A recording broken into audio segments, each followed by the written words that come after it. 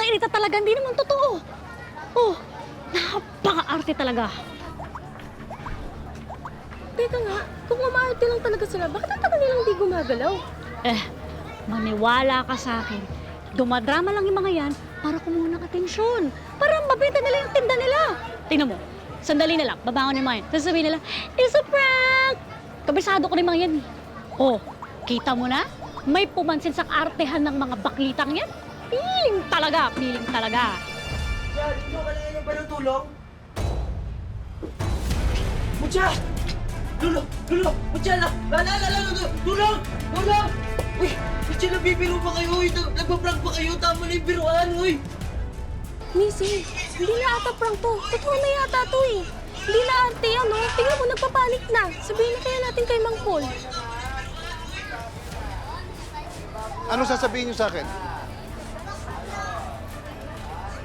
Ano? Ha? Ay, nako. Masusunog niluluto ko. Yung mga baklitas po kasi, yung mga anak mo po at si Mucha hinimatay. Ha?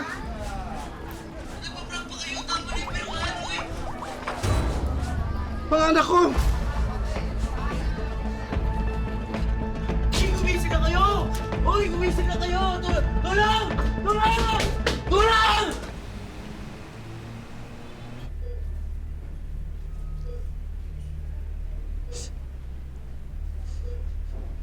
Mucha, nasa hospital tayo ngayon. Ako si Dagol. Si Dagol to. Magiging okay lang lahat. Dok, hindi ko po alam nangyari. Bigla na lang po silang bumaksak. Sa video po, nag-live selling po sila tapos bigla na lang silang bumaksak. Hindi ko po alam. Dagul! Anong nangyari? Nasa si Lulu? Lala? Dinala po kaagad sila sa ICU eh. I see you. Ibig sabihin malubha sila? Oh, Mutya! Mutya! Dok, ano bang nangyari sa kanya? Constricted pupils, slurred speech, and slow heart rate. Ano pong ibig sabihin nun? Yun po ang aking initial observations. Pero alamin pa rin po namin, kaya dapat silang matest agad. Kami na bahala sa kanila. Dok, yung mga anak ko nasa ICU. Pwede mo pang pakita ko? Mga anak ko. Okay, sir. Nurse, pagkasamahan si sir. Kadudes. Saan mo?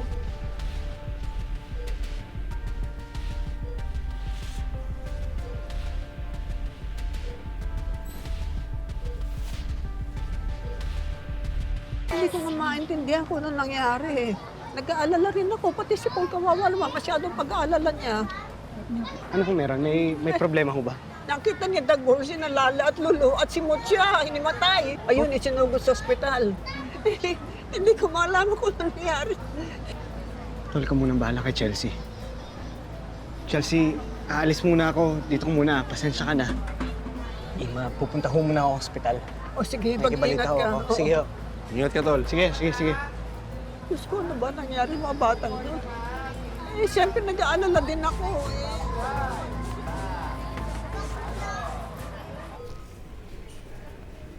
Cha! Tagal na nangyari. Nasa si Lulu? Saka si Lala? Nila sa ICU yung dalawa eh. Nandun na rin si Mang Paul. Ano sabi ng doktor? Tumawag ka ng nurse. Bilis, bilis. Cha! Mucha! Mucha, kapit lang. Tagol! Mucha! Ano nangyayari sa'yo, Mucha? Mucha! Mucha!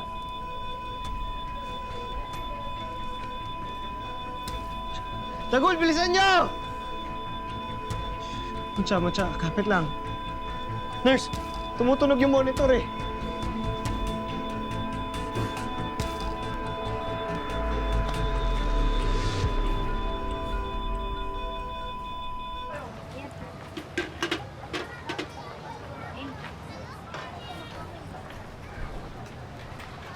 Wala pa bang balita?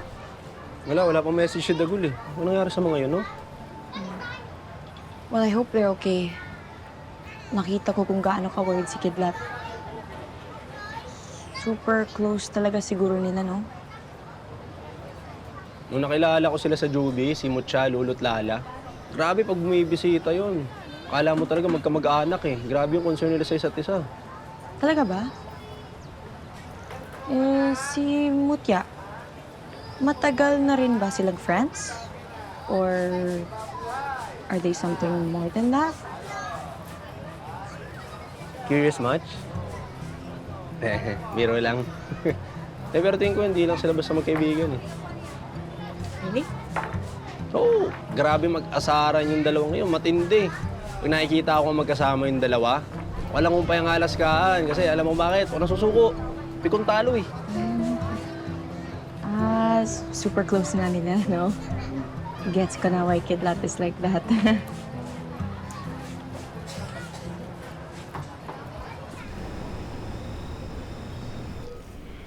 Mang Paul, kamusta po sina Lala at Lolo? Doon pa rin sa ICU eh. Kailangan daw maging stable yung kondisyon nila. Ang Paul, magiging okay din sila. Huwag kang mag-alala. Sinabihan ko na nga yung nanay nila eh. Papunta na dito. Siyempre, nag-alala din yun eh. Kamutya. Kamusta ang pakiramdam mo? Medyo okay na po. Sana okay na rin po sina Lala at Lolo. Mutya, sorry ha. Dapat sinamahan namin kayo, hindi sana nangyari to. Ano ka ba, Dagul? Kami pa nga dapat magpasalamat sa iyo eh. Kasi kung hindi ka dumating, baka kung ano na nangyari sa amin.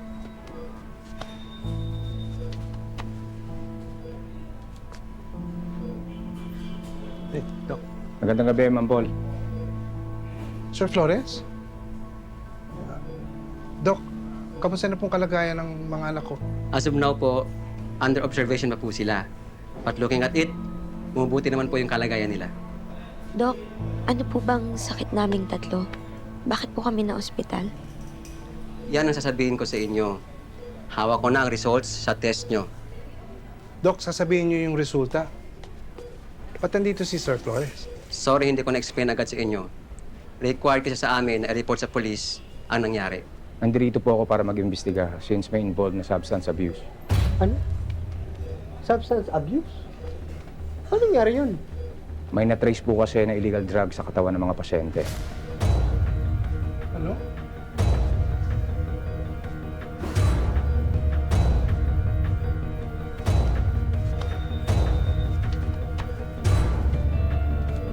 Drugs po? Sir, parang imposible naman po yun. Hindi pa nga po ako nakakita ng droga eh. Tsaka, kilala ko itong mga batang ito. Lalo na mga anak ko. Kaya hindi pwedeng totoo yung sinasabi ninyo. Naiintindihan ko po kayo. Pero hindi po nagsisinungaling ang resulta ng blood test. Eh, hindi rin magagawa ng mga anak ko yung sinasabi niyo, Dok. Dok, seryoso kayo? Mukha naman malabo yung sinasabi niyo eh. Ano yan? Dinodroga sila? Eh baka naman pinagtripan na lang sila eh. That's a possibility. Dok, ano hong mangyayari sa kanila? Baka, ano to, may kaso ba to? Baka makulong sila. Bakit, Kidlat? Naniniwala ka na, adik kami? Hindi naman yan yung punto ko, Mutya. Ang iniisip, hindi ko kasi alam kung paano. Naka-record po yung vlog nila. Kahit panoorin nyo, wala po silang ginawang masama. Bigla na lang silang bumaksak. Salamat, Dagula. Buti pa ikaw totoong kaibigan. Hindi ka tulad ng iba dyan.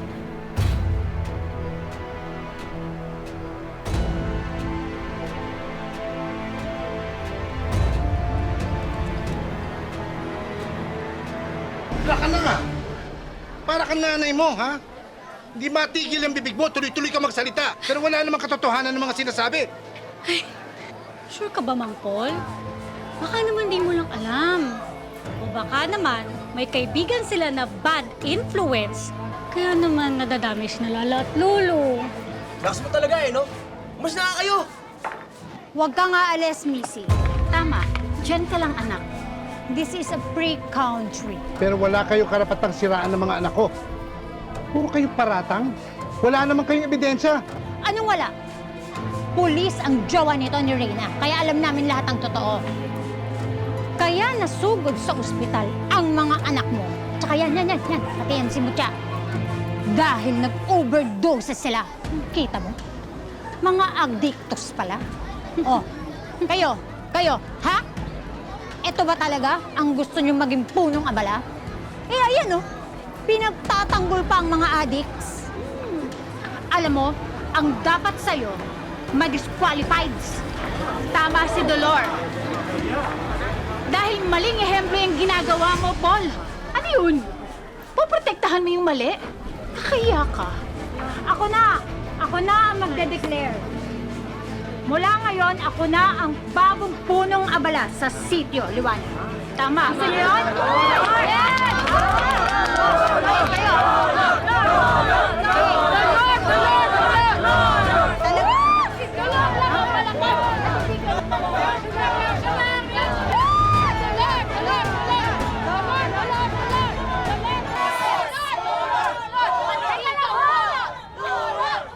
Teka lang! Parang kayo ho yung nakadroga eh, palong-palo, no? Grabe ho kayo makahusga. Pati pagiging punong abala, dinadamay niyo po. Lakas nyo talaga magbasag eh, no? Ano gusto nyo mangyari? Hoy, Dagul! Gusto lang naman namin malaman yung totoo. Yun na nga ho. Na-overdose po kami, pero hindi namin alam paano nangyari yun. Yun ang totoo. Sus! Reyna, yung nalaman mo sa jowa mo, hindi kumpleto yun. Dahil hanggang ngayon iniimbestigahan pa ng mga pulis kung paano nakapasok ang droga sa kanila. At sigurado ako, hindi ginusto ng mga anak ko yun. Ha! Ano to? Magic? Bigla na lang lumipad ang drugs tapos pumasok sa mga katawan nila. Tama. At saka sure ako, Magic. hindi naman nila aaminin yan. Walang nililihim sa akin ng mga anak ko. Wala? Wala ka ba talagang alam? Alam mo kung bakit nagkakaganyan yung mga anak mo? Kasi pinapabayaan mo. Sumusobra na ho kayo. Ang OA nyo naman po, kala nyo ang linis-linis nyo. Nag-iimbestiga pa nga po, di ba? Assuming naman. Well, kung binabantayan mo yung mga anak mo, then why that happens? Kasi wala kang kwentang magulang. Correct? Sumusobra ka na! Mawalang galang lang ho. Wala pong ibang ginawa si Mang Paul kundi mahalin at alagaan yung mga anak niya. Maski nga po ako eh. Ramdam ko yung pagiging tatay niya sa akin kahit hindi na ako tunay na anak. Ikaw huwag kang epaloids. Oo nga, pinagtatanggol mo pa yung mga yan. You don't parts of the families.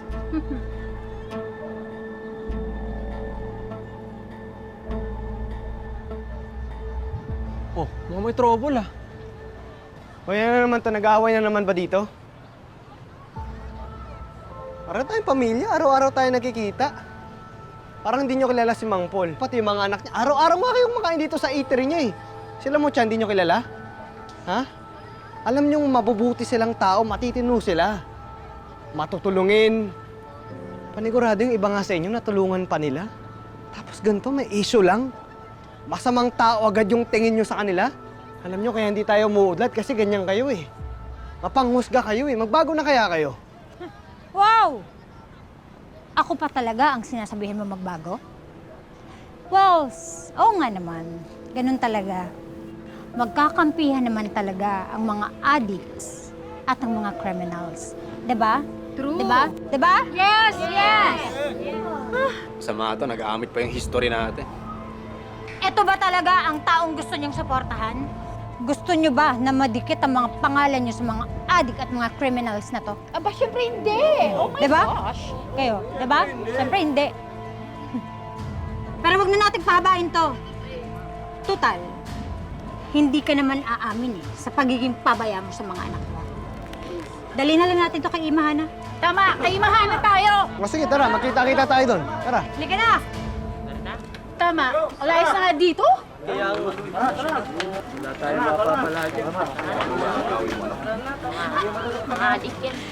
Oh, mga balimbing! Nagpapapula kayo kaagad eh! Mang Paul, huwag ka mag-alala kasi si Imahana mas alam niya yung gagawin. Pagsasabihan niyo yun si Mang Dolor na tigilan na yung dalawa mong anak. Ha? Tara.